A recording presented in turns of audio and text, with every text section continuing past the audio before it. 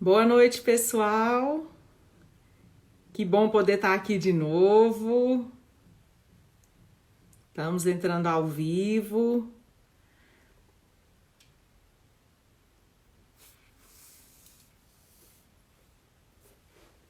Vou chamar a doutora Larissa.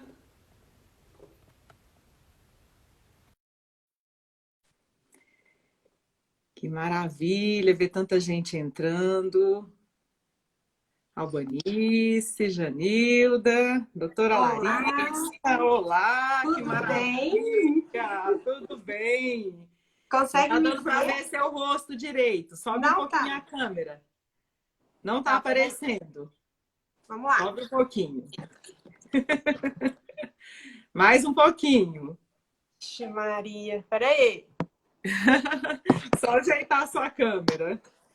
Essa moça tão bonita, todo mundo Opa, precisa te enxergar bem. obrigada. Deixa eu colocar aqui para ver se vai dar certo. Deu? Consegue me ver? Aí, agora sim, tá Que ótimo. bom. Boa noite, Larissa. Boa noite, tudo bem? Tudo bem? Que prazer poder te receber aqui hoje, né? Para a gente conversar um pouco sobre esse tema que foi sugestão sua.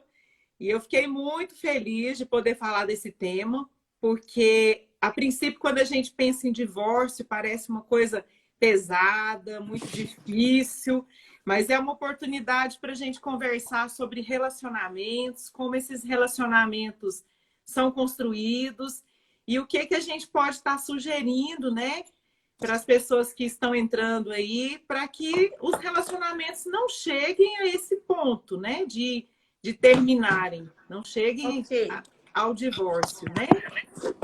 Eu tô E te eu vou me ouvindo. apresentar, depois quero que Tá. você se apresente enquanto você vai ajeitando aí sua câmera. Ok. Bom, para quem não me conhece, eu sou a doutora Joyce Lima, sou ginecologista e sexóloga, sou terapeuta sexual e adoro estudar sexualidade e relacionamentos. Cada vez eu tenho me apaixonado mais por esse tema e a vontade é de ajudar mesmo essas pessoas, né? Porque eu acho que quanto mais a gente conhece sobre os relacionamentos, mais a gente tem oportunidade de poder estar se relacionando de uma forma mais saudável, de uma forma melhor com as pessoas, né, Larissa? É isso aí, a gente tem que fazer da nossa parte, né? É, Isso. colocar as nossas ideias e a forma com que a gente trabalha para circular, né? As nossas informações. E ainda mais que a gente tem estudado tanto, né? Sim. Eu queria que você se apresentasse.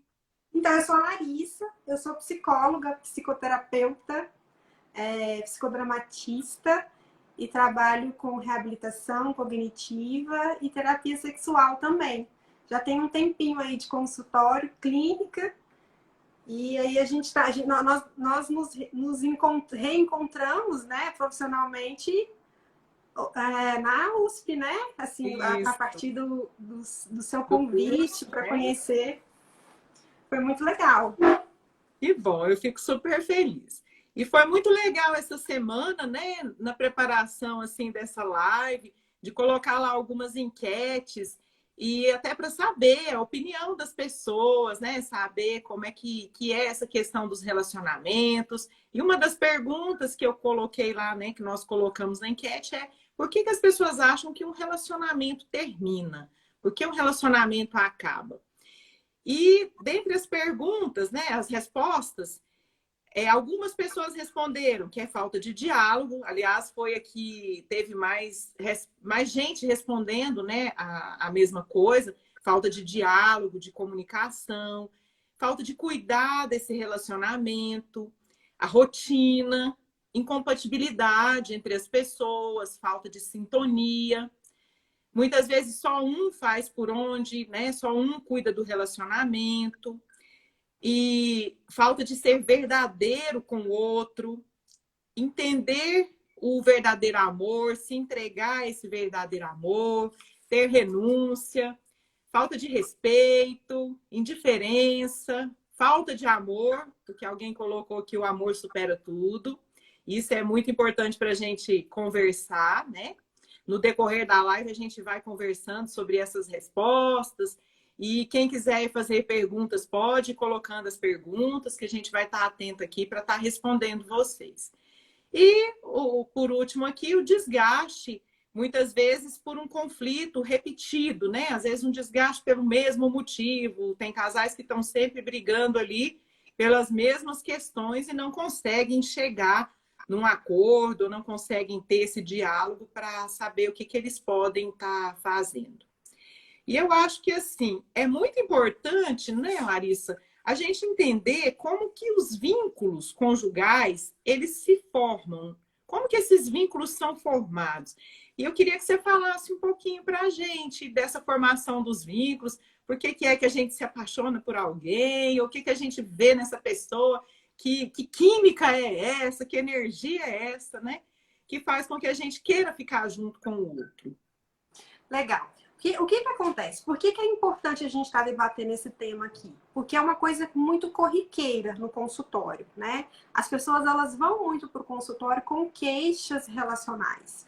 E aí, para quase tudo na vida a gente tem curso, mas para amar, ninguém ensina, né? Então, o que acontece é isso, é que as pessoas, elas amam diferente, elas se comunicam diferente. Então, às vezes, o paciente chega no consultório com uma queixa sexual, que a gente vai investigar e que, na verdade, ela é relacional, né? Isso. Então, assim, o que acontece é que os casais, nós nos relacionamos sem entender muito como é que acontece o vínculo conjugal. Então, a gente tem algumas teorias, a que nós abordamos bastante, é a teoria do Vitor Dias, que é um psicodramatista, que fala muito bem sobre relacionamento. E ele aponta pelo menos 3 tipos, de forma bem didática. Bem né? didática e bem simples, porque é uma teoria que precisa ser estudada. Isso. Para quem quiser entender mais, o nome do autor é Vitor Dias. Eu até estou aqui com o livro, ó. Então mostra. Oh, esse livro vale a pena ler, né? Acho que mesmo. todo mundo, para entender como que se estabelece esse vínculo. Exatamente. Depois eu vou colocar a foto lá no Instagram. Então o Vitor, ele diz mais ou menos assim a teoria dele. Nós nos vinculamos, tem 3 tipos. O vínculo amoroso, que é centrado na parceria. O vínculo compensatório, que é centrado na função psicológica que essa parceria tem para com o outro e vice-versa. Então, nesse vínculo compensatório, o Vitor fala que chega a acontecer 3 situações onde o casal pode vivenciar: o de cuidar, o de julgar e o de orientar, né? Um ao outro. Acontece que julgar, cuidar e orientar são abstratos, são subjetivos. Então, às vezes, o que é cuidar para mim pode não ser para você. E aí os conflitos começam, porque as cobranças começam, né? Então, a gente tem que tomar muito cuidado com esse tipo de vinculação compensatória. E o terceiro vínculo que ele aponta é o por conveniência. Então, ele é centrado nas possibilidades que essa parceria apresenta para resolução das privações que eu tenho. Então, um bom exemplo de um vínculo por conveniência é um casal que está junto por conveniência financeira, por exemplo, né? Então, entendem que diante de tantos vínculos e de tantas singularidades do relacionamento, os conflitos acontecem. Por quê? Porque além de os vínculos não estarem bem estabelecidos, e a gente não saber que tipo de vínculo a gente tem com o nosso parceiro, nós não sabemos. A gente vai vivendo. A gente não para pensar e nem sabe dessas teorias, né? Nem a sabe maioria dessas das teorias. pessoas nem sabe que existem essas teorias, né? E aí as cobranças vão começando a acontecer. Alguns se comunicam melhor do que os outros. De uma forma geral, nós todos nos comunicamos muito mal, né? E aí uns ficam mais quietinhos e não falam nunca. Outros não param de falar um segundo. E as desordens acontecem e as desuniões acontecem. E o que normalmente acontece é a separação. Exatamente por talvez não ter um profissional habilitado para falar assim, não, vamos pensar. O que está acontecendo aqui? Vamos pensar tentar junto? entender, né? Vamos tentar entender o que está acontecendo conosco, né? Então, essa é a importância de a gente parar para pensar. Antes de tomar uma decisão do divórcio, antes de terminar o namoro, vamos pensar o que está acontecendo. Quais são as expectativas? Que tipo de conexão esse casal tem? Uhum. Isso é muito importante, né, Larissa? E, Demais. e assim, quando você fala, né, dessa compensação, né, nesse vínculo de compensação, a pessoa delega para o outro aquilo que era dele, né, que ele não consegue resolver. E por isso Sim. aparecem tantas cobranças. Ele coloca o outro como alguém que teria que resolver essas demandas, né? Sejam demandas emocionais, sejam demandas mesmo da vida, do dia a dia. E Sim. aí acaba ficando muito pesado para o parceiro. Sim. E Tem o uma relacionamento. coisa interessante sobre isso, que é esse livro, a leitura desse livro. Ele chama Relacionamentos. É da School of Life. Esse é um livro muito, muito gostoso e que explica bem isso que a gente está falando agora.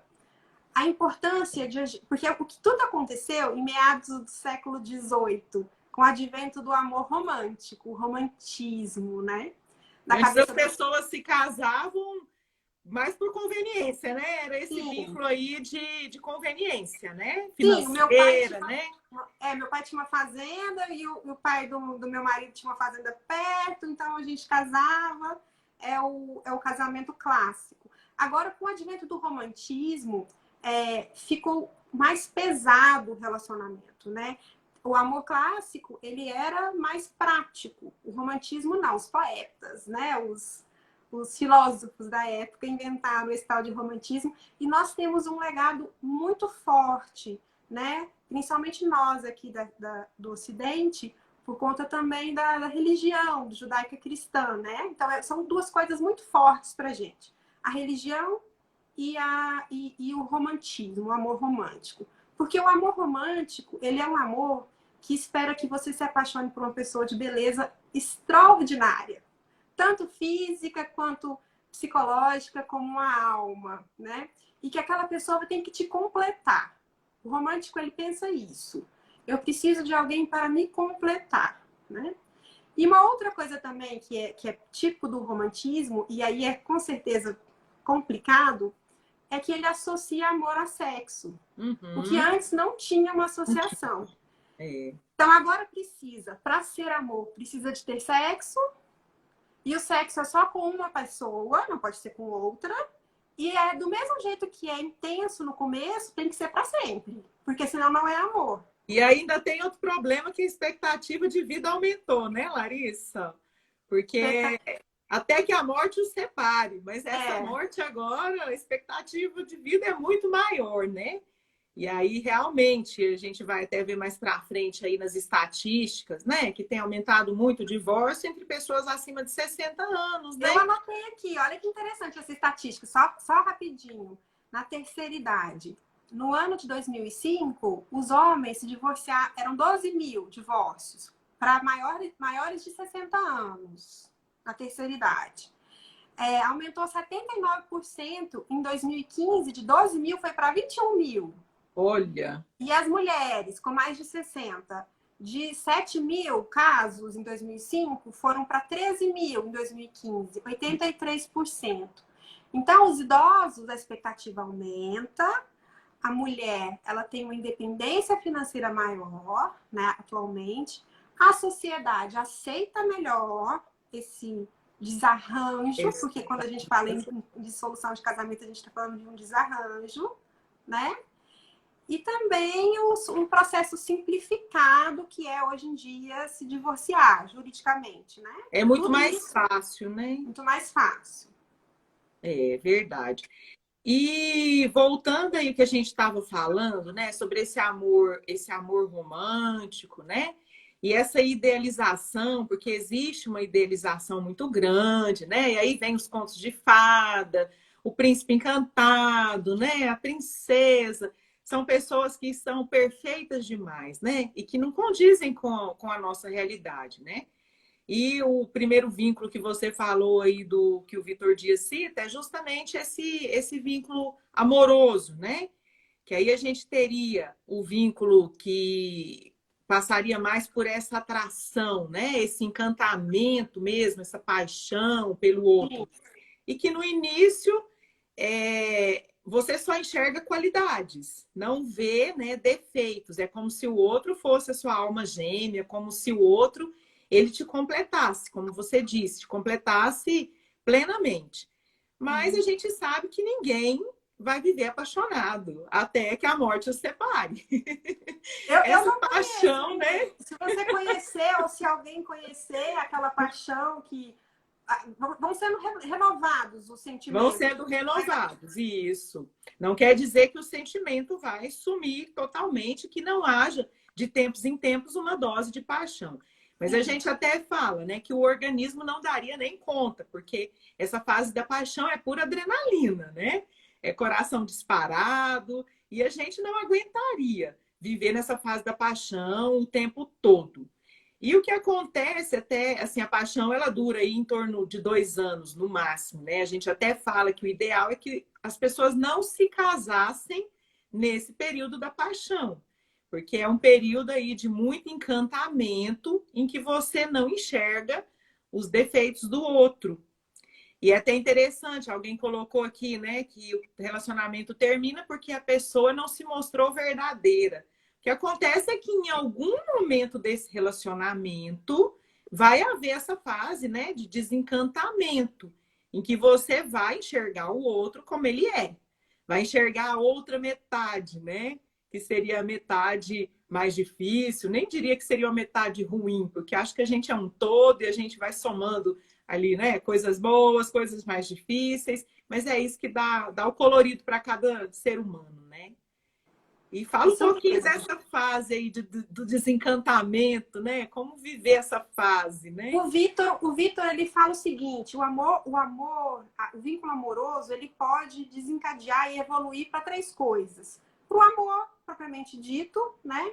O casal se estabelece, passa essa fase então da paixão e as coisas acontecem com o pezinho no chão, com o pezinho na realidade, não se tem tudo mesmo nos relacionamentos e ok, né? Para o ódio, que é isso que a nossa colega está dizendo, né? A pessoa, eu tenho raiva porque ele não era assim, ele mudou. Ele né? mudou, né? Ele mudou, ele não se mostrava como ele era, né? Talvez não seja isso, talvez seja justamente que ela estava embriagada pelos neurotransmissores da paixão, né? E a gente fica mesmo, a gente vê, até em defeito a gente vê qualidade. É uma coisa maluca. Suspira o dia todo.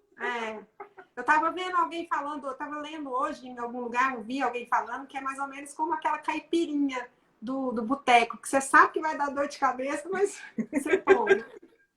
Quer né? tomar a caipirinha, né?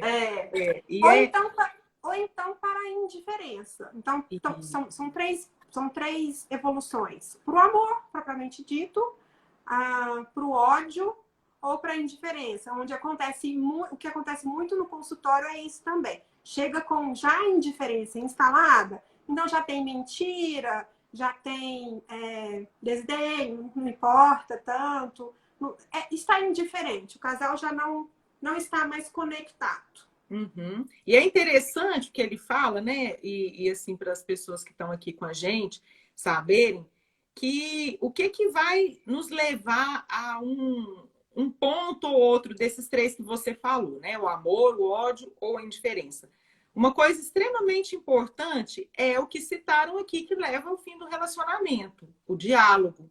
Então, se esse casal, quando passa essa fase de encantamento, vem esse desencanto, eles conseguem ter um diálogo sincero e conseguem aceitar esses defeitos do parceiro, entender, né? Achar essa nova conexão, porque eu acho que eles vão criar aí uma nova conexão em um outro plano, né? E eles conseguem, então, fazer com que essa paixão se transforme em amor. Esses casais, né, que caminham para o ódio, geralmente são casais que eles não têm diálogo, eles não conseguem conversar, né? Eles acabam partindo mesmo para as acusações, para muita cobrança.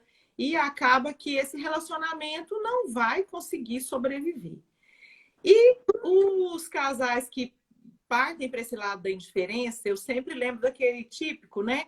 Que às vezes a gente que tem algum casal assim, amigo, de repente sabe que o casal se separou e a gente fala assim, nossa, mas fulano vivia tão bem com a fulana, porque é aquele casal que vai colocando tudo debaixo do tapete. Eles Sim, têm, quando eles descobrem esses defeitos do parceiro, tem tanto esse sentimento de negação, de não querer enxergar, e não brigam, mas também não tem aquele diálogo sincero, né?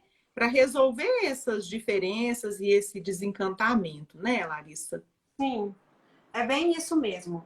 É exatamente isso que você finalizou.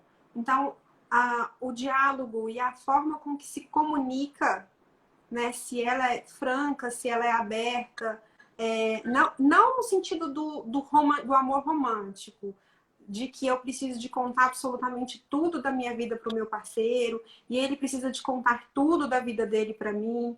Isso é uma coisa que é perigosa, porque a gente não Uhum. está preparado para escutar tudo. E muitas É. vezes a gente não quer ouvir tudo, né? Uhum. Então, o diálogo verdadeiro, o diálogo franco, é em relação ao vínculo, não às individualidades do sujeito, né? E eu não estou Uhum. falando de traição, eu estou falando de vida, eu estou falando de experiência, eu estou falando de amizade, eu estou falando de. Uhum. Quando você se coloca muito no relacionamento e perde a sua identidade, é um grande passo para acontecerem aquelas cobranças do amor compensatório que a gente estava falando, né? Que a função psicológica do parceiro, a função psicológica da relação é que sustenta a relação. E não o afeto, e não a vontade de estar junto, o companheirismo. Então, isso aí tudo se torna muito perigoso, né? Então, por exemplo, um outro exemplo de um amor compensatório, de um vínculo compensatório. Eu estou com ele porque ele é melhor pai do que eu sou mãe. Então, não dá pra Uhum. gente, pra gente Separar. se separar porque eu não vou ser tão boa mãe igual ele é pai, ou vice-versa, Uhum. né? E aí a gente fica carregando um casamento sem afeto e desmotivado, né? Uhum. E é interessante, assim, né, que nesse livro, né, que a gente mostrou aqui, o Vitor Dias fala que o vínculo começa em um desses três, né, um desses três pilares, um deles vai ser o pilar central, mas a gente vai ter os outros pilares complementares, né? Então, de repente, eu tenho atração por alguém, estabeleço esse vínculo amoroso, mas eu vou ter também um pouco desse vínculo compensatório, desse vínculo de conveniência, né? Só que quando o casal entra numa crise, entender onde o pilar central desse vínculo é importantíssimo para que a gente consiga ajudar esse casal a resolver essa crise, né? Então, Por fala isso assim, que o profissional é importante. Por é isso que o importante. profissional da área da saúde é importante. E acho que os casais, antes de pensar numa separação, tinham que procurar ajuda, né, para entender. Porque muitas vezes não é falta de amor. Como Não. muita gente pensa, não existe mais amor. Tem casais que têm amor, que eles se amam, mas eles não conseguem encontrar essa sintonia e precisam mesmo, né, dessa ajuda. Então, acho que isso é extremamente importante, né? E Sim. a comunicação, eu gosto muito, né, de falar o que tá na moda hoje, né? A gente precisa aprender a ter uma comunicação assertiva, né? O melhor exemplo que eu acho dessa, você falou aí que não é a pessoa chegar e ficar ali só reclamando, né? Ou não aceitando os defeitos que o outro tem. Essa comunicação assertiva é você saber dizer na hora certa aquilo que precisa ser dito. Então, eu gosto muito do exemplo da fila da padaria. Eu estou lá na fila da padaria, alguém entra na frente. Eu tenho três formas de reagir. Eu posso ficar calada, ir para casa morrendo de raiva, e aquilo pode até fazer mal para mim. Eu posso brigar, chegar e falar um monte de coisa, né, com a pessoa. Oh, você não tem que estar aí, sai daí. Isso vai também me trazer algum sentimento ruim. Não sei como a pessoa vai receber isso, a pessoa pode até brigar comigo também. E a outra forma seria chegar calmamente e dizer, meu senhor, o senhor viu que o senhor entrou na minha frente? A fila é lá atrás. Seria uma forma assertiva de resolver a situação. E isso vale para o relacionamento, né? Saber dizer para o outro aquilo que a gente precisa, mas de uma forma que não seja aquela forma vingativa, né? Porque às vezes quando a gente está com raiva, aí a gente quer machucar o outro. E não é isso, porque não vai resolver. Não vai resolver aquela situação. Você contando isso aí, eu lembrei de uma coisa interessante que eu li uma vez, não sei de quem é, mas assim, que se a gente parar para pensar, com as nossas crianças, com os nossos filhos, nós nos relacionamos um pouco diferente. Principalmente se ele é pequenininho, a gente tem mais compreensão sobre a dificuldade que a criança está passando. Então, por exemplo, a criança te dá um tapa, ela tem 2 aninhos e te dá um tapa. Ou é impertinente com você, deselegante com você, você meio que compreende a criança. Você fala assim, é porque não dormiu à tarde, não comeu direitinho. Agora, se o seu marido, se a sua mulher faz alguma impertinência com você, ou é deselegante, ou você não consegue fazer a mesma compreensão, você não consegue ouvir além do que ele disse. Você generaliza e joga nele exatamente aquela mesma raiva, aquela mesma impertinência, coisa que você não faz com o seu filho. Com seu filho, alguém até colocou aqui, né? Que a gente precisa ter empatia, e é isso mesmo. A gente se coloca no lugar da criança e por isso a gente tem essa paciência, né? E Sim. Muitas vezes com o parceiro a gente não se coloca no lugar dele. Já né? São tantas coisas que estão sendo guardadas, que não estão sendo ditas ou que não estão sendo ouvidas, que a gente aproveita a impertinência ou a deselegância para descascar em cima Descarregar, também. né? E aí fica e aí gera aquela angústia, aquela bola de neve emocional, a gente não sabe quando é que começou, como foi que começou. Só estamos indiferentes ou com raiva um do outro, né? Alguém colocou aqui, Larissa, sobre traições, né? É um assunto bom, porque até é um dos principais motivos que levam ao divórcio. Né? A separação. E o que acontece é que eu vejo assim, traição depende muito da época em que a gente vai estudar, né? Esse conceito de traição, depende muito da cultura. E quando a gente vê assim, a questão da história, né? No tempo da minha avó, os homens irem aos bordéis não era meio que considerado uma traição, era até um costume, né? E as mulheres toleravam isso. Hoje a gente vê que não existe essa tolerância mais, né? Então é bom a gente pensar assim, o que é traição, né? E eu vejo assim que a traição ela pode assumir uma dimensão muito maior. Muitas pessoas consideram, não, é traição se a pessoa, o meu parceiro, estabeleceu um vínculo com outra pessoa, né? Sim, não, eu escuto muito isso. Traição se teve um contato físico. Não, é traição se teve um pensamento por outra pessoa, teve um desejo. Não, sexo virtual é traição. E aí depende muito também, né? Eu tenho visto assim do acordo do contrato de cada casal, né? Hoje a gente está vivendo tempos muito diferentes, assim, bem mais permissivos. Então, muitas vezes a gente vê, eu já vi história de casais que eles vão a casas de swing e que se eles estiverem os dois, não tem problema. Mas, de repente, alguém vai sozinho. Isso aí, esse negócio de traição também é uma coisa muito complicada, porque a gente acaba fazendo votos e que a gente não para pensar sobre eles, né?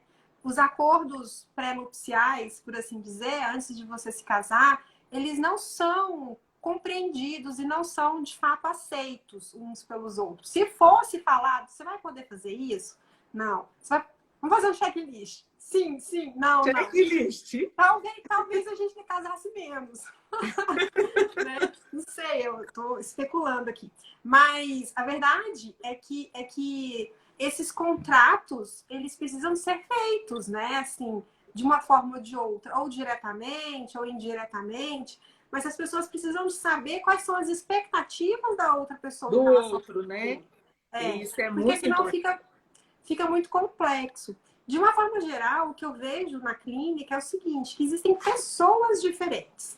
Tem pessoas mais sexuais, e tem pessoas menos, né? Algumas pessoas, elas conseguem abstrair o seu desejo sexual de uma forma mais equilibrada do que outra. A gente vive numa sociedade complexa, porque ao mesmo tempo em que eles exigem que a gente, que nós tenhamos prazer, nos julgam se a gente usa o nosso prazer. Então é muito complexo isso tudo, né? O que eu posso, o que eu não posso, o que é certo, o que não é. E ainda existem as diferenças para os homens e para as mulheres, né? E até para os casais também homoafetivos, né? Existem muitos julgamentos, né, Larissa? A gente ainda está numa sociedade que julga muito, né? A construção da sexualidade do homem e da mulher é muito diferente. Agora as gerações mais novas isso está sendo mudado.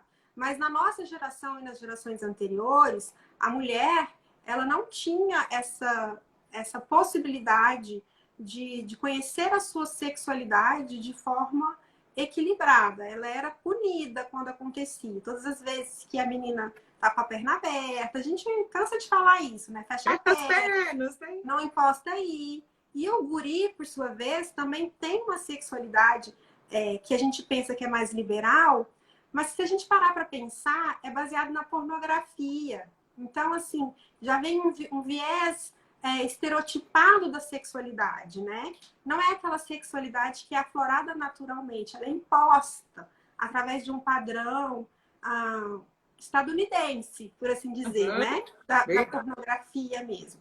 Então, o que acontece é que a gente tem um casamento de uma menina que não podia mostrar sua sexualidade de um menino que construiu a sexualidade através da pornografia. E eles se casam. Totalmente opostos, né? E aí é uma outra coisa que atrapalha muitas vezes o relacionamento, né? Essa diferença nessa construção mesmo da sexualidade. E até uma pergunta que a gente deixou aí, né, para o pessoal. Será que a questão sexual leva aos divórcios? E como a Larissa falou, né? As pessoas associam muito essa questão do amor e sexo. E são coisas que podem vir juntas, mas nem sempre. Então, o fato, muitas vezes, né, e como a mulher é criada, não é criada para o sexo, muitas vezes o interesse que ela tem pelo sexo, o desejo é um pouco menor. E a expectativa do parceiro, né, ele casa, ele quer uma frequência sexual, na maioria das vezes, bem maior que a frequência sexual que a mulher espera ter, né? E aí começam alguns problemas que muitas vezes são entendidos como falta de amor, falta de interesse pelo parceiro, como se a parceira não gostasse mais. É comum ouvir isso no consultório, né? A paciente chega e fala assim, ai, doutora, eu não tenho vontade mais. Ou meu marido tá achando que eu não gosto dele, ou ele tá achando que eu tô traindo, porque às vezes o marido começa também, né? A ficar todo desconfiado e achando que a parceira está traindo ele. Aí gera um monte de desconfianças, inseguranças, e que, se não forem bem conduzidas, podem levar ao divórcio, sim, né? Sim, podem. Acontece. E, mais uma vez, às vezes as pessoas chegam achando que a queixa é sexual, mas ela é de relacionamento. Então, uma queixa de relacionamento. Teve alguém aqui que eu li que estava dizendo que acha complicado atendimento, que nem todas as pessoas conseguem atendimento. E aí, eu não sei se é de conhecimento de todos, mas nós temos em Goiânia algumas clínicas de especialização, de pós-graduação. Então, é bom procurar essa ajuda, porque o custo é simbólico, é um custo social. Você paga o que você pode pagar. E já são profissionais da área da saúde, por exemplo, da psicologia, nós temos alguns. A gente tem a SOGEP, tem a própria Católica, né? Muitas universidades. Tem o ITGT, que também é da Gestalt Terapia. Tem muitas escolas, assim, que depois a gente pode... Eu tenho um printzinho. Pode divulgar aqui, né, Larissa? Acho que é interessante para o pessoal poder procurar. E uma coisa que eu vi que colocaram aqui é que o homem tem uma resistência a ir para terapia. Sim, eu penso que, assim, o homem realmente, os homens têm mais dificuldade, não é só para ir à terapia, mesmo por uma consulta de rotina. A gente, como ginecologista, percebe que as mulheres, elas se cuidam muito mais. Desde cedo, as mulheres vão, né? E fazem mesmo acompanhamento de prevenção global, né? E não é Sim. porque estão, não é só quando elas estão doentes. Agora, os homens, eles costumam ir ao médico só quando eles estão doentes. Então já é uma coisa assim que vem desse machismo mesmo, dessa resistência, que a gente precisa ir quebrando. Outro dia até a SBRASH, né, que é a Sociedade Brasileira de Sexualidade Humana, fez todo um trabalho, né, para os homens higienizarem, lavarem direito o pênis, que parece uma coisa básica, né? Ninguém deveria precisar ensinar o homem a cuidar melhor do seu pênis. E que é uma coisa que ele faz em casa. E a gente tem um índice alto de câncer de pênis por falta de higienização adequada, né? Essa campanha da SBRASH foi muito interessante, muito válida. Foi Então, bem, teve uma repercussão grande, né? Que teve. eu até recebi em um dos meus grupos assim, gente, o que está acontecendo no nosso mundo? Que as pessoas estão ensinando como é que lava o pênis e que a terra está redonda, Pois né? é, né? Mas é a Então, verdade, né? Precisa mesmo ensinar, porque muitos não têm esse cuidado, né? sim. E interessante, assim, ainda falando dessa questão sexual, né? A diferença do ciclo de resposta. Pois é, né? A diferença começa por aí. E é muito importante, assim, eu sempre tenho batido muito nesse ponto, nessas diferenças entre homens e mulheres. São Porque muitas, né? são muitas. O homem, ele funciona de uma forma mais linear, né? Então vem ali o desejo, ele fica excitado, a excitação no homem é representada pela ereção, depois ele tem orgasmo, ejacula, e é interessante que as pessoas saibam que orgasmo e ejaculação não é a mesma coisa. O homem pode ter orgasmo e não ejacular, ou pode ejacular e não ter orgasmo, né? O orgasmo seria uma sensação que envolve questões emocionais. E a ejaculação seria mais uma questão física, né? Sim. E depois o homem entra numa fase que a gente chama ali um período refratário, né? Que ele precisa de um tempo para ter uma nova ereção. E olha o tanto que é importante saber disso, Larissa. Eu lembro que tem uma paciente que eu atendo no consultório e ela sempre ficava, não, sempre reclamava que ela não tinha desejo. Aí, de repente, né, a gente foi conversando, o desejo dela deu uma melhorada. E ela chegou no consultório e falou assim: aí, doutora, não adianta nada. Agora eu quero 2 vezes numa noite e ele não quer. E ele tem mais de 40 anos. Eu falei assim: olha, vamos sentar aqui para eu te explicar. A questão não é que ele não queira, é que ele não vai, às vezes, conseguir ter uma nova ereção num período muito curto, né? Num espaço ali entre uma relação e outra muito curto. Então, a ereção do homem, dependendo da idade, ele pode conseguir ter uma ereção, uma nova ereção daqui 10 minutos, 15 minutos, ou pode ser que, se for uma pessoa mais velha, ele demore uma semana, né? E isso é Sim. considerado normal. E entender essas diferenças, a gente fala, né? Muitas vezes o casal ele não tem uma disfunção sexual, ele tem uma inadequação. Aquele homem, às vezes, ele chega mais rápido do que o tempo que a mulher precisaria para ter um orgasmo. Ou então ela é mais rápida e ele precisaria de mais tempo. O que precisa é adequar aquele casal, né? Achar um meio termo e que seja satisfatório, né, para os dois. E ainda falando dessa questão do desejo, né? Como manter esse desejo ao longo desses anos, né?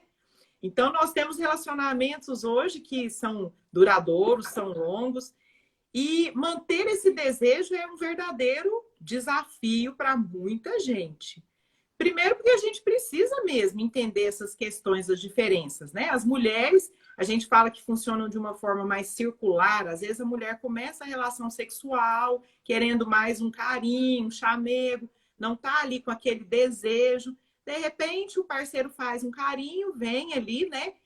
A lubrificação, ela percebe que ela realmente está com desejo e tem essa satisfação física e emocional, que nem sempre é orgasmo, mas é um bem-estar ali né, da relação. E uma coisa que eu tenho lido muito é porque a gente acha, né, que assim, quanto mais intimidade nós tivermos, Quanto mais amor, mais desejo a gente vai ter. E não é assim que funciona, né?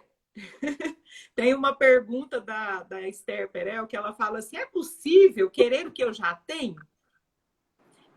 Então, o desejo passa muito pelo querer. E quando você está num relacionamento longo, você muitas vezes pensa que aquele parceiro é seu, que você é dona dele, que você já tem tudo. E isso acaba fazendo com que esse lado erótico diminua. O Freud falava uma né? frase, o Freud falou uma frase bem isso, bem síntese disso. Quando eu desejo, eu não amo, e quando eu amo, eu não posso desejar. Então, é bem isso, né? Quando eu amo, eu não desejo, e quando eu desejo, eu não posso amar, né? Interessante. E aí achar esse equilíbrio, né? Exatamente. Olha só quanta coisa a gente falou em 45 minutos. Olha o quão importante é um profissional habilitado conversar com as pessoas sobre os seus vínculos afetivos. A gente falou de um diagnóstico estrutural dos vínculos. A gente falou da questão histórica de como se constrói o amor romântico, de como é a construção e o legado que o amor romântico tem sobre nós. Você disse do ciclo de resposta sexual do homem e da mulher como são distintos e a importância de se saber disso. Quer dizer, em 45 minutos, nós fizemos um apanhado geral que muitas pessoas já têm o conhecimento, outras estão sendo informadas agora pela primeira vez, né? E que nos transcorre, que o tempo inteiro isso está nos permeando nas nossas relações e a gente nem tem consciência muitas vezes disso. De tudo isso, né? E é interessante, Larissa, assim, falando um pouquinho mais dessa questão da intimidade, né? E você até falou aí alguma coisa, da gente, assim, ser a gente mesmo, né? Porque muitas vezes, quando você está num relacionamento, as pessoas, elas se perdem, né? Elas querem se fundir ao outro, viver para o outro. Na verdade, o que nós temos que aprender é viver com o outro e não para o outro. E para a gente aprender a viver com o outro, a gente tem que se conhecer e aprender a ter autonomia. Eu vejo, assim, muitos casais, e um exemplo típico é a história do futebol, né? A pessoa casa e aí a esposa fala assim, ó, não vai jogar futebol mais, não vai sair com seus amigos. E, por outro lado, ele proíbe ela de sair com as amigas. E são coisas saudáveis. Claro que, assim, se o marido, de repente, quer ir para o futebol todo dia, ou se ele quer estar com os amigos todo dia e não dá atenção para essa parceira, aí sim é um problema. Mas desde que haja um espaço para que eles possam vivenciar aquilo que eles gostam. Vão ser pessoas, assim, companheiros muito mais felizes, né? Vão estar de bem. E é até uma coisa que a Esther Perel coloca naquele outro livro, né? Que eu quero também indicar para vocês. Vale a pena ler esse livro. Esse eu tenho também. Sexo no Cativeiro, né? Porque... Aqui o meu. Pois é. Maravilhoso. Esse vale a pena. Todo mundo lê. O que acontece é que a gente, quando vê o outro no papel dele, e não simplesmente no papel de meu marido, mas no papel de uma pessoa que tem amigos, de uma pessoa que é um profissional exemplar, que gosta do que faz, né? Que se destaca. Aí vem a admiração. E a admiração por esse parceiro está diretamente relacionada ao desejo que a gente tem pelo parceiro. Então é muito importante. Ó, tem gente mandando beijo aí. Tem gente mandando beijo, gente especial mandando beijo. Que coisa boa, né? Então, eu acho que assim é muito importante essa intimidade, que não seja uma intimidade que você tem uma fusão, mas que seja uma intimidade onde haja um certo espaço ali, né? Até para que você enxergue o outro como ele é e não ache que você sabe tudo do outro. Que eu acho que a gente nunca sabe tudo das pessoas. É sempre uma descoberta. E é muito gostoso isso, né? E isso mantém o desejo. as meninas falando aqui, a Clene falando, toda hora alguém fala alguma coisa legal da gente, doutora Joyce. Olha que Que bom. coisa boa, a gente fica super feliz, né? Mas você sabe de uma coisa que você está dizendo aí e que está me passando aqui pela cabeça? Dessa importância de você não se perder. E talvez seja essa angústia das nossas mulheres ou dos nossos homens que estão se recasando, né? Eu já errei uma vez, será que eu vou errar de novo, né? E aí o que a gente pode dizer para essas pessoas, da nossa experiência, é que cada vínculo é um, cada relacionamento é um, né? E o terapeuta sexual, às vezes a pessoa só teve um casamento, só teve um parceiro, acontece muito. E aí, na hora que ela vai, ou ele vai, para se relacionar com outras pessoas, existe uma timidez muito grande, uma angústia de será que eu serei aceito, né? Então, isso é uma coisa muito rotineira nos recasamentos, no consultório. O medo. E normalmente o que a gente precisa para conversar com essas pessoas é de minimizar mesmo essa dúvida, né? E maximizar esse desejo, essa vontade. É tão bom, né? É como a gente estava dizendo sobre a paixão. É uma coisa tão complexa. Olha, tem um livro aqui que eu queria mostrar para vocês. É da Rosa Monteiro. Chama Paixões. Não sei se vocês conhecem. Esse eu não conheço. Não? Amores e desamores que mudaram a história. Então, são alguns casais célebres, tá?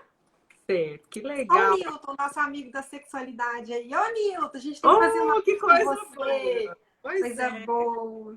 Né? Então, assim, o que a gente precisa mesmo é desses momentos, seja aqui, seja no consultório, seja nos nossos cursos, para a gente poder passar essas informações mesmo. Conversar, né? Um pouquinho mais. E eu estou me lembrando aqui de uma outra coisa em relação aos recasamentos, né, Larissa? Que você comentou aí, do medo, né?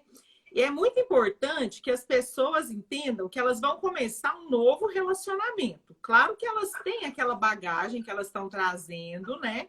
Mas não dá para chegar ali num novo relacionamento e despejar toda essa bagagem, seja de alegrias ou seja de frustrações, nesse novo relacionamento. É preciso entender que é outra coisa, estar aberto para essas novidades, para saber que o outro é um outro universo, que essa relação que você precisa ser construída, ela não está pronta, né? Você vai ter que construir de novo. E que tem tanta coisa boa ali, e você pode aproveitar, claro, um pouco das suas vivências, né? Porque não tem como a gente também descartar tudo. E outra coisa que eu quero lembrar é que a gente tem algumas pessoas, né, que ficam muito carentes e acabam muitas vezes caindo em muitas armadilhas virtuais, né? Eu estava tentando lembrar o nome aqui, acho que são os scammers, que são pessoas...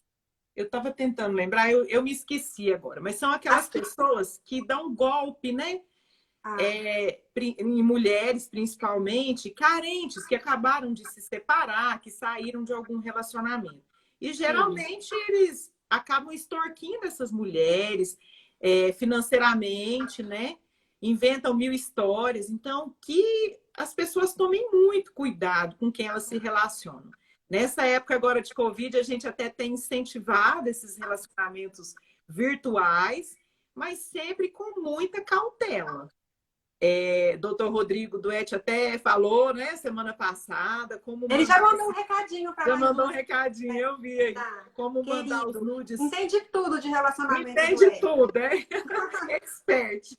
Então, a gente tem que tomar muito cuidado, ter cautela, né? A gente vê, às vezes, relacionamentos virtuais que acabam virando relacionamentos reais, acabam, às vezes, virando grandes relacionamentos, grandes casamentos. Então, não é de todo ruim. Mas é preciso realmente tomar muito cuidado, né? O que mais? Eu tinha outra coisa. Tem alguém falando aqui, a G, falando aqui, o filme fala disso, Limite da Traição. Não assisti esse filme, não sei. Eu também não. E o Rodrigo... Indicação da psicóloga. Hã? Depois a gente vai querer assistir. O Rodrigo colocou aqui, Serial Lovers é uma série, deve ser uma série, né? Do Duetti, né? Pode ser. Limite da traição. É bom depois a gente colocar todas essas dicas E eles estão aqui, pedindo né? para a gente colocar Os os livros. livros. Isso. Vamos fazer foto e a gente coloca os livros. E Eu até pediram também para você salvar a live. sim, vou salvar e depois eu vou até deixar o link lá no YouTube. Eu vou sugerir mais um livro. Esse livro aqui é ótimo, ó, chama Mulheres às Avessas. A capa não tá de cabeça para baixo. É assim mesmo. É assim mesmo. É uma oportunidade boa para as mulheres se soltarem um pouquinho mais, se conhecerem, né? Serem donas de si. E a Larissa podia terminar agora falando de como falar com as crianças, né? No caso, assim, só recapitulando Nós rapidinho temos aqui. alguns minutinhos só, né? Isso, mais 10 minutinhos. Ah, Só Hã? tem mais 10? Isso 10 tudo? minutos. Que bom! Isso. Só falando aqui. Então, em relação ao... Esse também é ótimo. Em relação ao divórcio, né, as principais causas seriam essas mesmo, que as pessoas responderam, né? A gente tem aí as causas traição, incompatibilidade, falta de sintonia. Uma outra causa que é comum é quando entra a família, seja da mulher ou do homem no meio. Às vezes o vínculo que o parceiro tem com a família é um vínculo muito forte, ele não consegue formar essa nova família, então é um outro motivo que leva a muito desgaste no relacionamento e acaba levando mesmo à separação, né? Sim.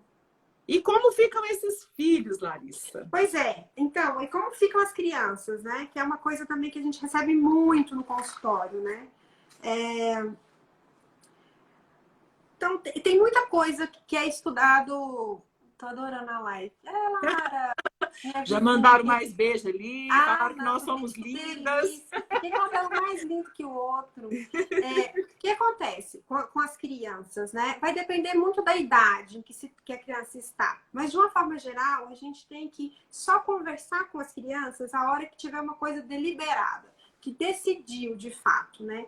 As crianças, os adultos acham que as crianças não compreendem, que elas não sentem. Elas são esponjas. Quando começa o desencontro do casal, a criança já começa a sentir. Ela fica caladinha porque ela teme que se ela falar alguma coisa, as coisas piorem. E ela Então, seria culpada, né? Ela se sente muitas vezes culpada, né? Muitas vezes culpada. Então, assim, quando você já tiver tomado a decisão, você e teu marido já tiverem tomado a decisão pelo divórcio, é importante que vocês comuniquem a criança. De preferência, ainda em casa, ainda morando juntos, para a criança ir assimilando essa novidade, para a criança ir assimilando essa possibilidade desse vínculo não existir mais, daquele todos os dias, do cotidiano não estar mais ali.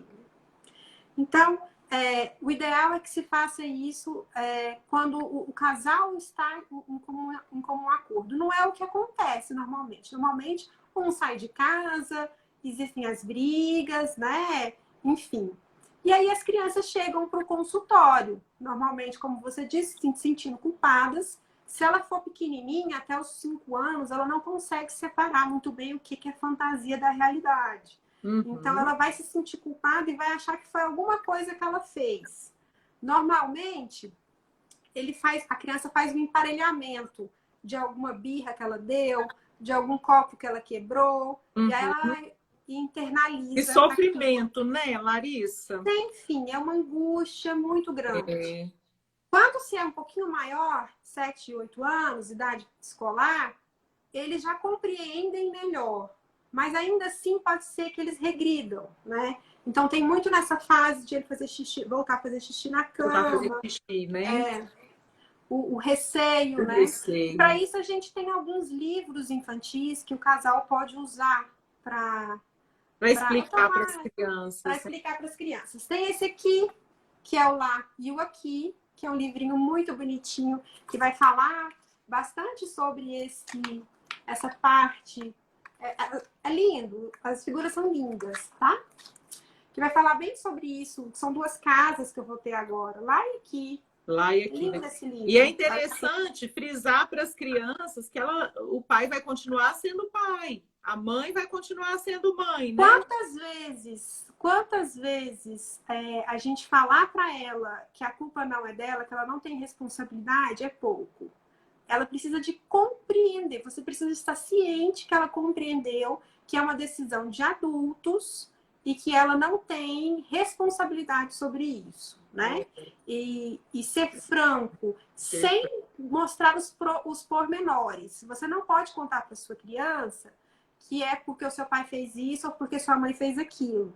Isso é uma coisa de adulto. Coisa de adulto, né? A criança ela tem que saber o seguinte: nós decidimos, não tem volta, porque ela tem uma fantasia de que os pais vão morar juntos novamente. E eu quero te contar um segredo: não é só criança. Eu tenho gente no consultório adulto, porque o pai e a mãe se separaram. Pois é, né? E entra em depressão, e sofre, né? pânico. O vínculo afetivo de um filho com o pai e com a mãe é muito grande, né? Então, é muito criança... forte, né? E eu penso, Larissa, assim como eu gosto muito do que a Louisa Coleman fala, que assim como a gente começa um relacionamento, a gente sabe começar, a gente tem que saber terminá-lo, né? Terminar um relacionamento bem, sem afetar essas outras pessoas que estão ao lado e procurando se refazer, sem viver brigando ali com esse ex, é muito importante, né? E aí a Vivian tá falando aqui que os pais fazem o contrário. E normalmente fazem mesmo. Hoje em dia a gente tem um termo para isso, né? Termo do jurídico, que é alienação parental. Então, a criança que está sofrendo alienação, ela precisa de ser assistida, ela precisa de ser orientada. E aí a justiça precisa de estar atenta a isso. Atenta, isso mesmo. Né? E está até respondendo ali já a pergunta da Lorena. Teve uma outra pergunta antes, a Yara colocou que ela nunca viu lá no escritório dela, imagino que a Yara é advogada, separação por conta da questão sexual. E aí alguém até colocou embaixo que talvez não foi a gota d'água, mas já tivessem esses problemas sexuais. E realmente, pode às vezes, né? Não ser a gota d'água. Muitas vezes o sexo está ruim no casamento e um dos dois pode até buscar o sexo fora, relações extraconjugais, e aí a traição acabar sendo a causa principal, né? O estopim, nosso tempo está acabando, que pena. Ai. Ó, o namorado da mamãe é lindo. O namorado da mamãe. E podem ficar tranquilos que a gente vai colocar as fotos aqui de todos os livros, né, Larissa? Existe amor para todos. Que lindo! Também é sobre divórcio, tá? Quando os meus pais deixaram de ser amigos, vale a pena também. Depois a gente passa... Isso! Depois a gente passa com calma. Então, Larissa... Gente, alguém faz um print da tela pra gente, por favor. Mesmo. Vamos fazer aqui. Sorria! Chega seu rosto pro outro lado aqui, para sair das letras. Do outro lado. Assim? Aí. Aê! Larissa, foi um encontro muito legal. Espero que a gente possa ter ajudado, né? E eu sempre falo, se alguém depois quiser mandar mais alguma pergunta no direct, pode ficar à vontade. Acho que o seu também, né, Larissa? Se tiver alguma coisa, a gente tem o maior prazer assim, poder ajudar e esclarecer. E que as pessoas possam procurar ajuda antes de tomar essa decisão, né? Sim. Muito bom ver tanta gente aqui, não dá para falar o nome de todo mundo. Vou deixar você agradecer antes que o nosso Pediu para fazer foto de quem assistiu. Pediram aqui. Quando mostrar, você faz uma foto. Quantas pessoas assistiram? Tá bom.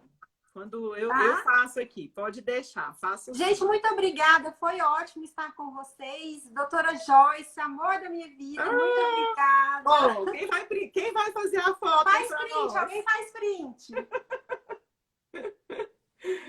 Ai, que coisa boa. Sempre muito Obrigada, bom viu? falar com você e aprender com Andréia, você, viu? barrigudona. Barrigudona. Ó, Beijo, gente. Tchau, beijo, tchau. muito obrigada a todos, Obrigada a viu? você, foi Semana ótimo. que vem, Rodrigo Duetti vai estar comigo de novo, falando sobre amor Mesmo? saudável e amor patológico. Vou assistir. Eu aviso depois no Instagram. Espero vocês de novo. Beijo, Nilton G. Obrigada. É Tchau. quase caindo aí. Já já Opa, vai encerra. Um minuto! Uai, Vamos, um minuto dá pra pessoal, fazer mandando muita os coisa. beijos aqui. Foi muito gostoso. Apesar de ser um assunto, né? Que a gente É muito difícil, mas é tema, né? muita coisa, muito tema.